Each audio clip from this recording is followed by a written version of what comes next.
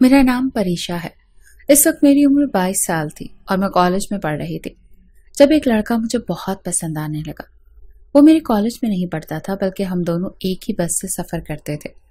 मैं अपने कॉलेज के रास्ते पर उतर जाती थी जबकि उस लड़के का दफ्तर आ गया था, इसीलिए वो बस में ही खड़ा रहता था। इस तरह हम दोनों की रोजाना मुलाकात होती थी। हम दोनों एक दूसरे से बस में ही मिलते थे। वो लड़का बहुत ज्यादा हैंडसम था। उसकी अपनी गाड़ी नहीं थी, इसीलिए वो बस में सफर करता था और मेरे पास भी कोई सवारी नहीं होती थी। यही वजह थी कि मैं अपनी बस से ही कॉलेज जाती थी। पहले तो हम दोनों बस स्टॉप पर खड़े होकर बस के आने का इंतजार किया करते थे और फिर जब बस आ जाती तो एक साथ बस में सवार हो जाते। कभी कभार मैं जल्दी ही बस स्टॉप पर खड़ी होती थी। इस तरह आहिस्ता आहिस्ता हमारी बातचीत शुरू हो गई। फिर एक दिन ऐसा हुआ कि हम दोनों ने एक दूसरे को अपने मोबाइल नंबर दे दिए और फिर जब हम दोनों की बात होने लगी, हम एक दूसरे की फैमिली के बारे में भी अच्छी तरह से जान गए थे। मेरी तो बहुत बड़ी फैमिली थी। हमारे घर में मेरे दादा दादी, मेरे बड़े ताऊ जी और उनकी फैमिली, और मेरे चचा जी की पूरी फैमिली और हमारी फैमिली, हम सब लोग एक साथ मिलकर रहते थे। हमारा घर भी बहुत बड़ा था। हमारे पास किसी चीज की कोई कमी नहीं थी। मेरे घर वालों ने सोच लिया था कि जब मेरी पढ़ाई मुकम्मल हो जाएगी तो वो लोग मेरी शादी कर देंगे, क्योंकि मेरे घर में अब शादी का नंबर सिर्फ मेरा ही था। मेरे 2 बड़े भाई बहन की शादी हो चुकी थी। मेरे बाद मेरी एक छोटी बहन थी। मेरे घर वालों को मेरी पढ़ाई मुकम्मल होने की बहुत जल्दी थी, क्योंकि मेरा रिश्ता पहले ही तय था। मगर जिस लड़के से मेरी शादी होने वाली थी, मैं उसको कोई खास पसंद नहीं करती थी, लेकिन अपने घर वालों की मर्जी के खिलाफ भी तो नहीं जा सकती थी। ऐसा भी नहीं था कि मैं किसी लड़के को पसंद करती थी। मेरे घर वालों ने मेरी मर्जी पूछी थी, मगर मैं उस वक्त किसी को पसंद ही नहीं करती थी। इसीलिए मैंने उन्हें कहा था कि आप लोग मेरे लिए बेहतर फैसला करेंगे, मैं आप लोगों की खुशी में ही खुश हूँ। मेरी बड़ी बहन की शादी भी मेरे वालिदैन की पसंद से ही हुई थी, जबकि भाई की शादी मोहब्बत की शादी थी। मेरे दोनों भाई बहन अपनी शादीशुदा जिंदगी में बहुत खुश थे। मैं भी उन लोगों को देखकर खुश होती थी और चाहती थी कि मेरी शादी जल्द से जल्द हो जाए। लेकिन जिस दिन मेरी मुलाकात राहील से हुई थी, मैं उसे पसंद करने लगी थी। राहील बहुत अच्छा लड़का था और अच्छी कंपनी में नौकरी करता था। अब मैं दिल ही दिल में अफसोस करती थी कि मैं रिश्ता इतनी जल्दी तय कैसे हो गया, जबकि मुझे तो अब राहील पसंद आने लगा था। राहील की फैमिली में उसका सिर्फ एक शादीशुदा बहन थी और एक छोटा भाई था जो कि हॉस्टल में पढ़ता था। वैसे तो वो जवान था, अभी उसकी पढ़ाई मुकम्मल नहीं हुई थी। वो राहील से 4 साल ही छोटा था, जबकि उसकी बहन सबसे बड़ी थी। उसकी बहन ने अपने वालिदैन के मरने के बाद अपने दोनों बहन भाइयों का ख्याल रखा था और उसके देखभाल की थी। राहील ने बताया था कि उसकी बहन की शादी हो गई है और उसका ससुराल पास ही मोहल्ले में है, इसीलिए वो अपने मायके में आती जाती रहती है और अपने भाइयों का ख्याल रखती है। मुझे उसकी बहन के बारे में सुनकर बहुत खुशी हुई थी कि बहनें ऐसी ही होती हैं, जिनको शादी हो जाने के बाद भी अपने भाइयों की फिक्र ही लगी रहती है। एक दिन राहील ने मुझे बातों ही बातों में प्रपोज कर दिया था। उसने मुझे बताया था कि उसकी बहन उसके लिए रिश्ता तलाश कर रही है। मैंने अभी तक ये बात उनको नहीं बताई थी कि मेरा पहले ही से रिश्ता तय है और मेरी पढ़ाई मुकम्मल होते ही मेरे घर वाले मेरी शादी कर देंगे। हम दोनों एक दूसरे के साथ बातें करते हुए 6 महीने गुजर गए थे। जब एक दिन उसने मुझे बताया कि उसकी बहन उसके लिए लड़कियां देख रही है, तो मुझसे रहा नहीं गया और मैंने उसको अपनी सच्चाई बता दी थी कि मेरा रिश्ता तय हो चुका है। मेरी बात सुनकर उसे बहुत दुख हुआ था। वो कह रहा था कि मैं अपनी बहन को तुम्हारे बारे में बताने ही वाला था। मेरी बहन तुम्हारे घर रिश्ता लेकर आती तो तुम्हारे घर वाले उसकी तौहीन कर देते। अच्छा हुआ कि मैंने अपनी बहन को अभी भी इस बारे में नहीं बताया। अब तुम बताओ कि क्या करना है, क्या तुम मुझसे मोहब्बत करती हो या नहीं। वो मुझसे नाराज हो रहा था, लेकिन मैं क्या कर सकती थी। मैं उसके प्यार में इतनी खो गई थी कि चाहकर भी उसे ये बात नहीं बता सकी। मैंने उसे कह दिया कि मैं तुमसे मोहब्बत करती हूँ और सिर्फ तुमसे ही शादी करना चाहती हूँ। तो वो कहने लगा, मैं तुम्हारे घर रिश्ता भेजने के लिए तैयार हूँ, तो मुझे अपने खानदान के सामने अपने लिए खड़ा होना होगा। तुम्हें अपने मंगेतर से शादी करने के लिए इनकार करना होगा। मैं उसकी बात सुनकर परेशान हो गई थी। मैंने उसे कह दिया था कि मैं अपने घर में बात करने की कोशिश करती हूँ, लेकिन ऐसा करना मेरे लिए बहुत मुश्किल था। मेरी समझ नहीं आ रहा था कि मैं अपने घर पर इस बारे में कैसे और किस तरह से बात करूं। शायद वो लोग मेरी शादी राहील के साथ कभी भी नहीं होने देंगे। इस तरह तो मेरे घर में एक बहुत बड़ा हंगामा पैदा हो जाएगा। मैंने इस बारे में जब राहील से बात की कि मैं अपनी फैमिली से बात करने के लिए हिम्मत नहीं जमा कर पा रही हूँ, तो वो कहने लगा, इस तरह हम दोनों एक दूसरे से दूर हो जाएंगे। अगर तुम मुझे इस बारे में पहले बता देती تو میں تمہارے گھر والوں سے خود آ کر بات کرتا۔ میں نے اس سے کہا کہ اس میں کون سی بڑی بات ہے، تم تو میرے گھر والوں سے آ کر ابھی بھی بات کر سکتے ہو۔ تو وہ کہنے لگا اس طرح بات بگڑ سکتی ہے، اگر تمہارے گھر والوں نے میرے سامنے تمہیں ڈانٹا یا پھر تمہیں مجھ سے الگ کرنے کی کوشش کی تو میں تمہارے گھر والوں کے سامنے ہی تمہیں اٹھا کر لے آؤں گا اور تم سے شادی کر لوں گا۔ میں نے کہا جس لڑکے کے ساتھ میرا رشتہ ہوا ہے میں اسے پسند نہیں کرتی، میں صرف اور صرف تمہیں پسند کرتی ہوں، تم کچھ بھی کرو مجھے صرف تم سے شادی کرنی ہے۔ وہ کہنے لگا اگر ایسی ہی بات ہے تو میں کل ہی تمہارے گھر پر آ رہا ہوں اور ہم دونوں کل ہی شادی کریں گے۔ میں اگلے دن کا بے چینی سے انتظار کر رہی تھی۔ اگلے دن راحیل ہمارے گھر پر آیا۔ میرے پاپا نے اسے بتا دیا کہ ان کی بیٹی کا رشتہ ہو چکا ہے، اب کچھ نہیں ہو سکتا، جس پر راحیل نے کہا کہ آپ کی بیٹی مجھ سے محبت کرتی ہے، اگر آپ کو یقین نہیں آتا تو آپ اس سے یہ بات پوچھ سکتے ہیں۔ اس کی بات پر میرے گھر والوں کو یقین نہیں ہو رہا تھا، لیکن جب مجھے بلایا گیا اور مجھ سے یہ سوال پوچھا گیا کہ کیا تم اس لڑکے سے محبت کرتی ہو تو میں نے سب کی شکلوں کو بڑے غور سے دیکھا، سب عجیب و غریب نظریں مجھے دیکھ رہی تھی، لیکن جب میں نے راحیل کی طرف دیکھا تو مجھے اس پر محبت ہو گئی اور میں نے کہہ دیا کہ جی میں اس سے محبت کرتی ہوں۔ میرے گھر والوں کو اس بات پر بہت غصہ آیا اور میں نے یہ بھی کہہ دیا تھا کہ میں اسی سے شادی کرنا چاہتی ہوں، جہاں پر آپ لوگوں نے میرا رشتہ کیا ہے میں اس لڑکے کو پسند نہیں کرتی۔ اس بات پر میرے تاؤ جی نے کہا تھا کہ بدتمیز لڑکی، یہ بات تم پہلے نہیں بتا سکتی تھی، اب کیا تم اپنے گھر والوں کی عزت کے ساتھ کھیلنا چاہتی ہو؟ راحیل کہنے لگا انکل میں آپ کی بیٹی کو بہت خوش رکھوں گا، میں اچھی نوکری کرتا ہوں اور مجھے یقین ہے کہ آپ نے جہاں پر اپنی بیٹی کا رشتہ طے کیا ہوا ہے وہاں سے کئی گنا بہتر آپ کی بیٹی میرے ساتھ خوش رہے گی۔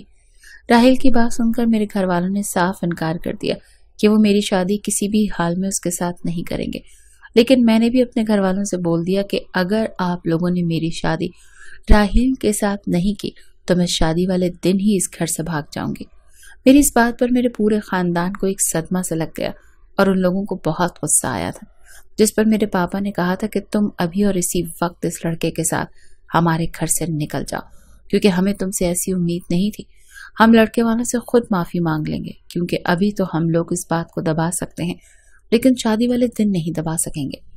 میرے تاؤ جی نے پاپا کو سمجھانے کی کوشش بھی کی تھی، مگر پاپا نے کہا تھا کہ میری بیٹی اگر اس لڑکے کے ساتھ شادی کرنا چاہتی ہے تو اس گھر سے نکل جائے اور اس کے ساتھ شادی کر لے، ہم اس سے کوئی بھی تعلق نہیں رکھیں گے۔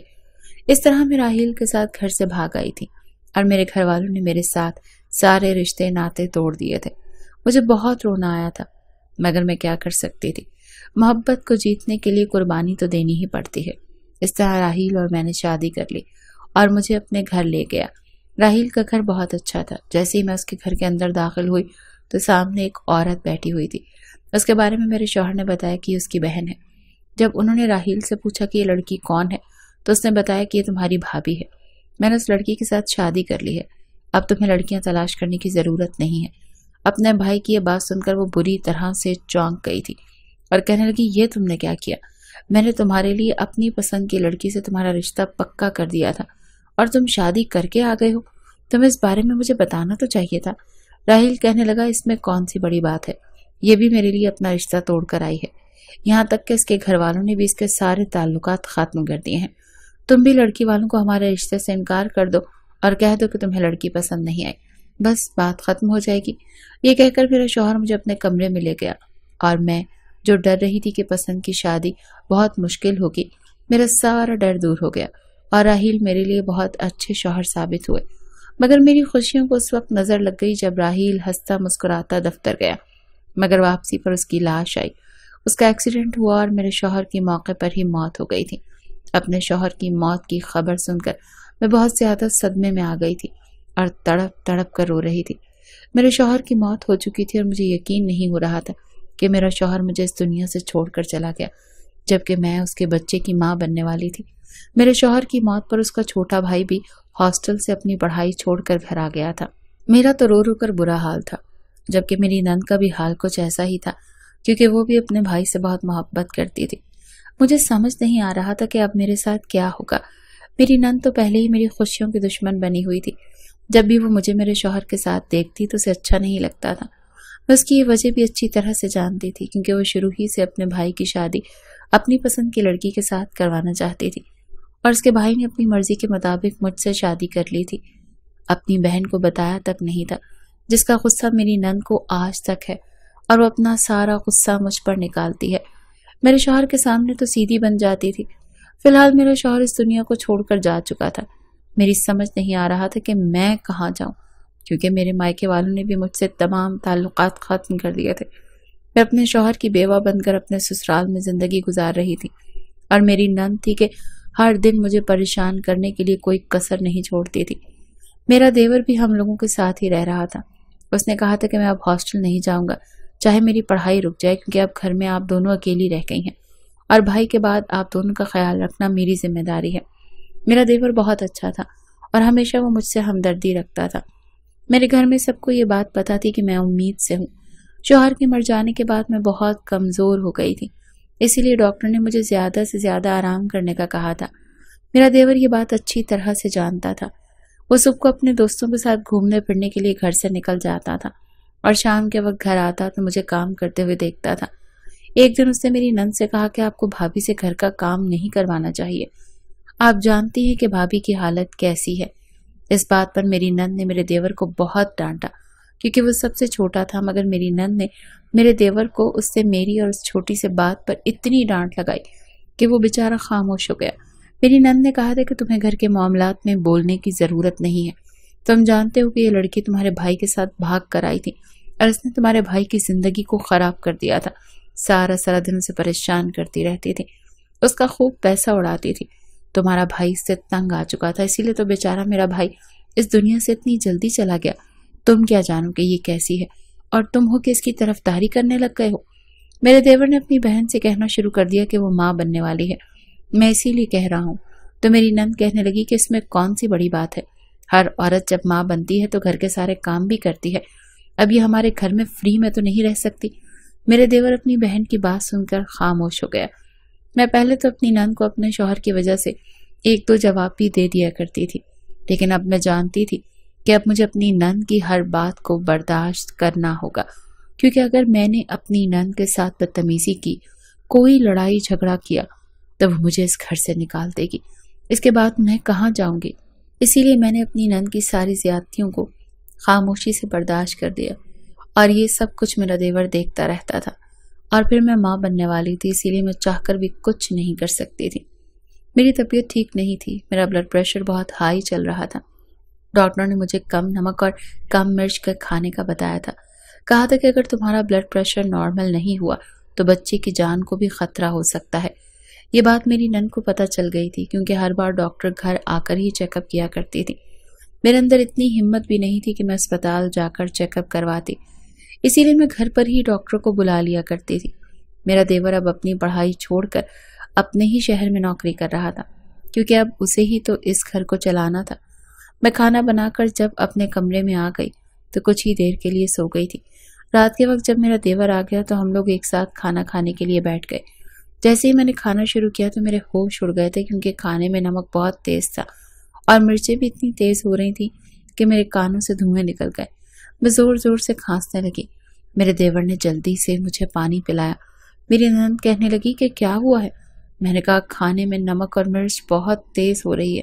تو میری نند کہنے لگی کھانا تو تم نے ہی بنایا ہے، تمہیں ہی اپنا خیال رکھنا چاہیے نا، ڈاکٹر نے تمہیں نمک اور مرچ کم بتائی ہے تو تم نے اتنے تیز کیوں کر دی؟